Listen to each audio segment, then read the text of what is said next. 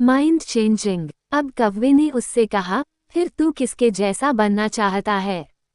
तो मिट्ठू ने कहा कि अगर मुझे मौका मिले तो मैं मोर की तरह बनना चाहूंगा, रंग बिरंगा और खूबसूरत पर वाला। अब ये तीनों मोर के पास पहुंचे। मोर को देखते ही तीनों ने मोर से कहा कि मोर भाई, कितनी बढ़िया जिंदगी है तेरी, तू कितनी बढ़िया जिंदगी जीता है। तू जब बरसात में नाचता है तो सारे लोग तुझे दूर दूर से देखने के लिए आते हैं। तेरी जिंदगी तो मस्त है। मोर ने उन तीनों से कहा, तुमसे किसने कहा कि मैं अपनी जिंदगी में मस्त रहता हूँ? अब कौवे ने मोर से पूछा, क्या तू भी अपनी जिंदगी से खुश नहीं है? अब तुझे क्या प्रॉब्लम है? तभी मोर ने कहा, अब ध्यान से इस आवाज को सुनो, जो धीरे धीरे हमारी तरफ बढ़ रही है। कौवे ने कहा, ये किसकी आवाज है? मोर बोला, शिकारी की। हर वक्त हमें शिकारियों से बचकर भागना पड़ता है। अगर किसी शिकारी ने हमें पकड़ लिया तो हमारे एक एक पर को हमारी बॉडी से नोच लेता है, पूरी खूबसूरती हमारी छीन लेता है। फिर कौवे ने मोर से कहा, फिर तू किसके जैसा बनना चाहता है?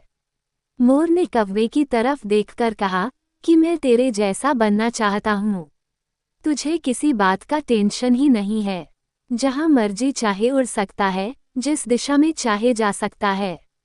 किसी शिकारी से तुझे डरने की जरूरत नहीं है, क्योंकि कोई शिकारी तुझे पकड़ता ही नहीं है, और इंसान भी तुझे पकड़कर पिंजरे में नहीं रखते हैं।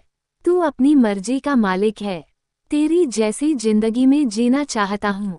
ये सुनने के बाद कौवा हैरान हो गया, और कौवा फिर से वापस उन बुजुर्ग के पास पहुंचा। उन बुजुर्ग ने कौवे से कहा, क्या मैं तुझे हंस बना दूं?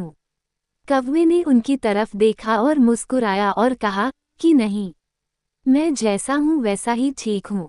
मुझे अपनी जिंदगी बहुत पसंद है। दोस्तों, हमें इस कहानी से यह सीख मिलती है कि अपने आप को कभी भी किसी दूसरे से कंपेयर तुलना मत करो, क्योंकि इस पूरी दुनिया में आपका रोल आपसे बेहतर कोई नहीं निभा सकता है।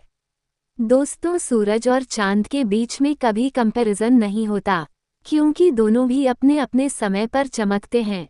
और जब आप किसी दूसरे इंसान से अपने आप को कंपेयर करते हो तो यकीन मानो आप अपने आप को ही इंसल्ट करते हो।